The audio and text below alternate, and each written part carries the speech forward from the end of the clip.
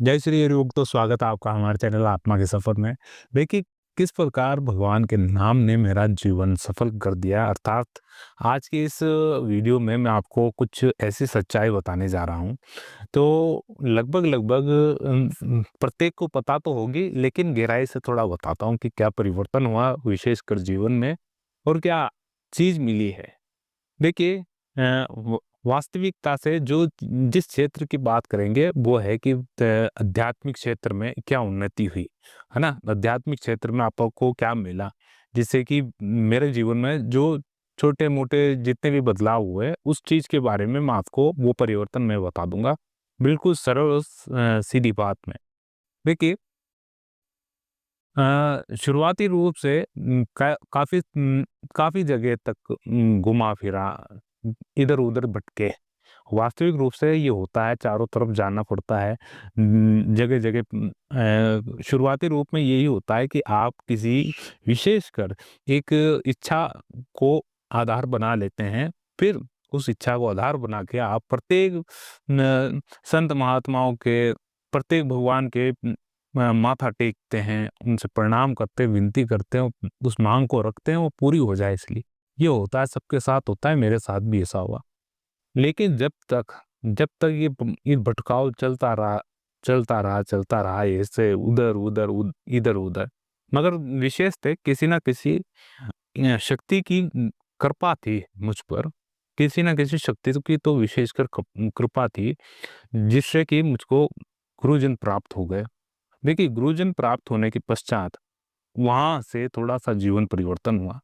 परिवर्तन क्यों कह रहा हूँ, मैं आपको आगे बताता हूँ कि ये कैसा परिवर्तन हुआ। देखिए, अ, भटकाव बहुत होता है, ये सभी के साथ होता है। भटकाव कैसा कि भई, श्री राम चर्चा में है, श्री कृष्ण चर्चा में है, माँ सीता चर्चा में है, राधा मैया चर्चा में है, हनुमान जी चर्चा में है वर्तमान स्वरूप में। तो जाए कहाँ पर? माँ दुर्गा के पास जाए, कहाँ जाए? किस क्षेत्र में जाए? तो ये सबसे बड़ा प्रश्न होता है। अब देखिए, जो बालक शुरुआती रूप से जिस संगत में रह रहा है और उसका आधार वहाँ से पड़ चुका है, तो क्या होता है कि उसको वो गुण मिल जाता है।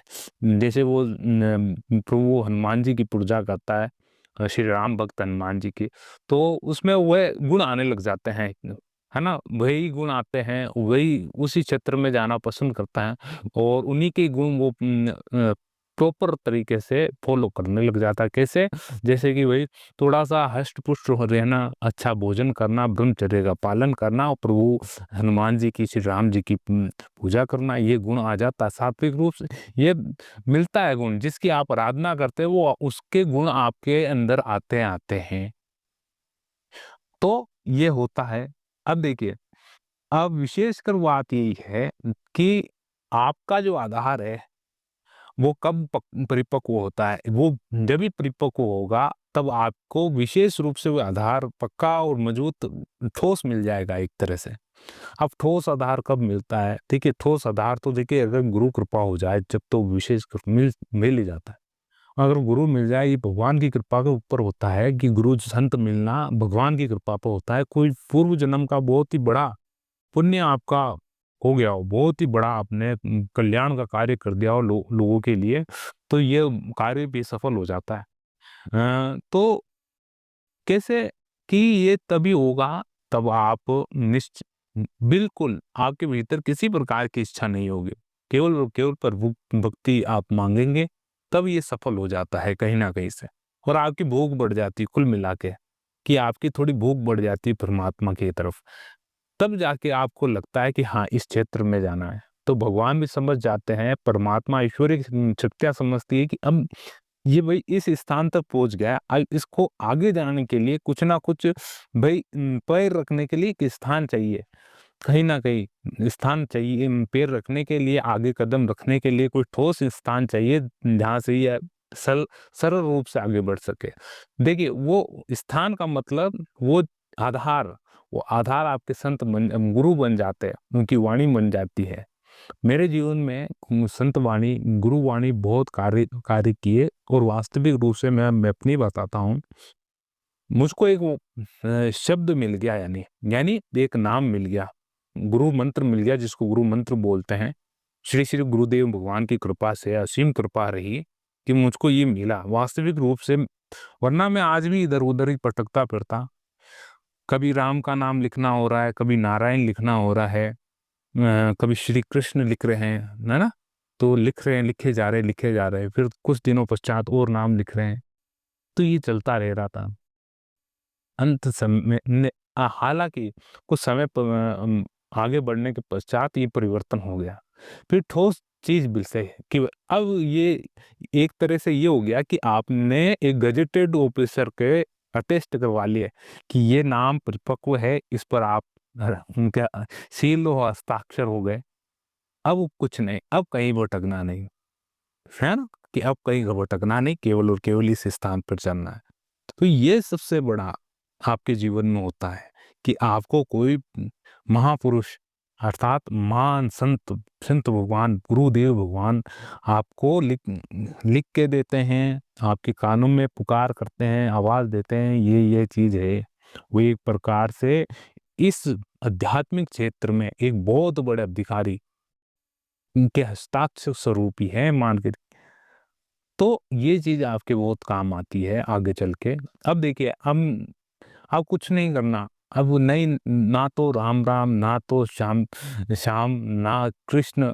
अब इस भटकाव की तरफ नहीं, जो गुरु ने दिया है, चाहे वे राम हो कृष्ण हो, जैसे कृष्ण दे दिया तो कृष्ण कृष्ण कृष्ण कृष्ण कृष्ण, राम दे दिया तो राम राम राम राम।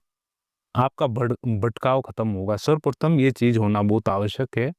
और इसलिए मैं कहता हूं कि पहले दृढ़ विश्वास, आपकी विश्वास की नींव परिपक्व होनी चाहिए। विश्वास की नींव जब परिपक्व नहीं होगी तब तक आपका आधार मजबूत नहीं होगा। आप निवेदन कीजिए प्रभु के सामने, निवेदन करने की, देखिए एक निवेदन करने की जो चीज है ना, वो मेरे हिसाब से लगभग लगभग खत्म हो गई।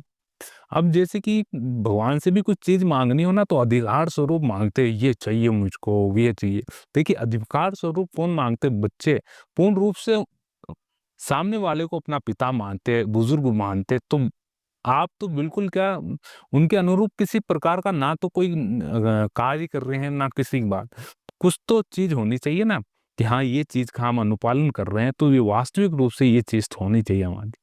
तो सर्वप्रथम आप अपने भीतर जो वात्सल्य है उसको आगे, उस वात्सल्य भाव को प्रकट कीजिए प्रभु के सामने और निवेदन कर रहे हैं, हाथ जोड़ के रोए, प्रभु से गिड़गिड़ाए प्रभु कि अब ये मार्ग में बहुत बाधा उत्पन्न हो रही है, इस मार्ग में चलना थोड़ा कठिन हो रहा है, इसको सहज और सरल बनाने की कोशिश कीजिए। तब क्या करते कि आपका फिर मार्ग सहज और सरल बनाने की जिम्मेदारी प्रभु के ऊपर चली जाती है कि सहज और सरल बनाने के लिए वे परिस्थितियां भी बनाते हैं। तो किस मार्ग से आपकी जाने की इच्छा हो रही है, आपके स्वयं के भीतर क्या इच्छा है, आप क्या किस मार्ग, आप निराकार स्वरूप से भजन करना चाह रहे हैं या साकार स्वरूप से, या फिर रसिक भाव से भजन करना चाह रहे हैं। ये भी ये यहाँ तक उनको ध्यान रहता है, यहाँ तक कि आप किस क्षेत्र के पथिक हैं, ये बिल्कुल ध्यान रहता है आंतरिक। क्योंकि वो कहते हैं ना कि हृदय में होता है भगवान, वो आपकी पुकार पे पहले समझ जाता है आपके भाव को, ये अब इसके विशेष विचार ये प्रकट होने वाला भी था। तो ये चीज बहुत इंपॉर्टेंट है।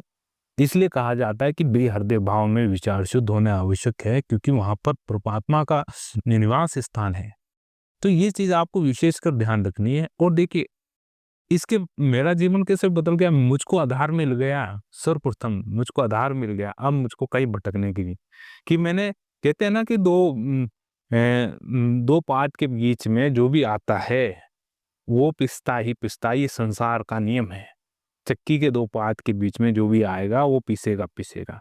लेकिन अगर उसकी नोक को किसी ने पकड़ लिया, उसकी नोक जहां पर वो टिकी हुई रहती, उसको आधार, उसको पकड़ के रख लिया, तो यानी वो आधार हो गया। अगर उस आधार का ईश्वर हो गया, वो ईश्वर को अगर आपने पकड़ लिया तो आपको कहीं पर भी भटक नहीं जरूरत। आप कितना भी सुख दुख आओ, मगर आप भटकेंगे नहीं अपनी राह से, आप निरंतरता से आगे बढ़ते रहेंगे। तो ये चीज है, आप ईश्वर का आधार पकड़ ले और निवेदन करने की आदत डाले, थोड़ी निवेदन करने की, थोड़ी प्रार्थनाएं कीजिए, बैठ कर एकांत में प्रभु के समक्ष प्रार्थनाएं कीजिए और शीतल भाव से आप व्यक्त कीजिए। जैसे एक बालक है अपनी माँ से कुछ चीज मांग करता है कि ये चाहिए, से उसी तरह आप भी प्रभु से मांग कीजिए, हाथ जोड़ के हृदय भाव से निरंतरता। तो हर चीज सहज और सरल होना बहुत संभव है, मेरा यही मानना है। और इसके अलावा देखिए काफी समस्या उत्पन्न होती है आपके जीवन में। जीवन सरल है, ये मैं कह सकता हूँ, सरल है। वो कठिन है, कठिन मानने के वाले के लिए कठिन भी है। ये आपके ऊपर डिपेंड करता है कि आप जीवन जीने का आधार क्या माने हुए हैं, और वास्तविक रूप से आप कहाँ तक जीवन जीने तक का मार्ग किस तरह से जीना चाहते हैं, उस चीज पर ज्यादा निर्भर करता है कि आप इसको सरल तरीके से जीना चाहता है, या फिर जिस प्रकार से आ रहा है, सुख आ रहा है तो सुख के स्वरूप, दुख आ रहा तो दुख के स्वरूप आप जीना चाहते हैं, ये आपके ऊपर होता है। अन्यथा प्रभु ने पूर्ण रूप से सबको सरल दिया हुआ और एक भाव से बांटा हुआ सबको। क्यों एक भाव से बांटा हुआ, कैसे? क्योंकि सबके पास देखिए दो हाथ, कान, नाक, बुद्धि का भी सबके पास है ये चीज, है ना। तो ये तो मैं नहीं कह सकता कि भाई इसको अलग दिया, वो बात अलग है कि किसी के हाथ से विकलांग है, कोई पाँव से विकलांग है, ये बात अलग है, वो उनके प्रारब्धवश हो चुका है। लेकिन सबको एक समान अपने बच्चों को सबको एक समान बांटा हुआ है। फिर उन प्रभु ने कह रखा है भी आप चाहो जो लीजिए, कि संसार एक प्रकार का समग्र प्रकार की सामग्री उपलब्ध है यहाँ पर। आप क्या लेना पसंद करते हैं, आप किस क्षेत्र में जाना पसंद करते हैं, ये आपके ऊपर छोड़ा हुआ है ना। अच्छा पसंद करते हैं, लोगों की सेवा के कार्य आप पसंद करते हैं, कोई धन कमाने की लालसा में क्षेत्र में आगे बढ़ जाता है, तो अनेकों मार्ग है। आप किस मार्ग को चुनते ही आपके पास निर्भर है। मेरा कहना इतना ही है कि आप अपने आधार पर थोड़ा विश्वास करके उस पर आगे बढ़े, तत्पश्चात आपको प्रत्येक प्रकार के मार्ग मिल जाएंगे, कहीं पर आपको भटकने की आवश्यकता नहीं है। और निरंतरता से बढ़ते रहते हैं, निरंतरता से जो बढ़ता रहेगा तो वास्तविक रूप से वो अपने अंतिम छोर तक जरूर पहुंच जाएगा, निसंदेह। इसमें आप संदेह बिल्कुल ना लाए। देखिए एक डर बना रहता है, वास्तविक रूप से जीवन ये भागवतिक परीक्षा है, इसमें भय बना रहेगा आपके जीवन में, थोड़ा थोड़ा भय बना दे, बिल्कुल भय खत्म हो जाना, अर्थात आपके भीतर आप परमात्मा का आश्रित हो गए पूर्ण रूप से। अब गृहस्थी भय मुक्त हो जाए तो ये थोड़ा गंभीर काम है, क्योंकि गृहस्थी एक प्रकार से उस पर तो एक पहाड़ रहता है, एक तरह से पूरा पहाड़। अब उस भय मुक्त हो जाओ, भय मुक्त आपके हाथ छोड़ दो और बस चले जाओ आंखें बंद करके, तो ये थोड़ा कठिन होता है, मगर विश्वास परिपक्व हो जाए तब ये भी सरल हो जाता है। इसलिए तो आपको इस मार्ग पे अंतिम छोर तक चलना है, बिना किसी हिचकिचाहट के आप इस मार्ग पे चलते हैं और निरंतरता से चले। तो आपको ये वीडियो कैसे लगी जरूर हमें जानकारी दें। अगर वीडियो अच्छी लगी हो तो कमेंट जरूर कीजिए और हमारे इस वीडियो को लाइक कीजिए। आत्मा का सफर, मिलते हैं अगले वीडियो में, जब तक के लिए जय श्री गोम पे वास्तुवान।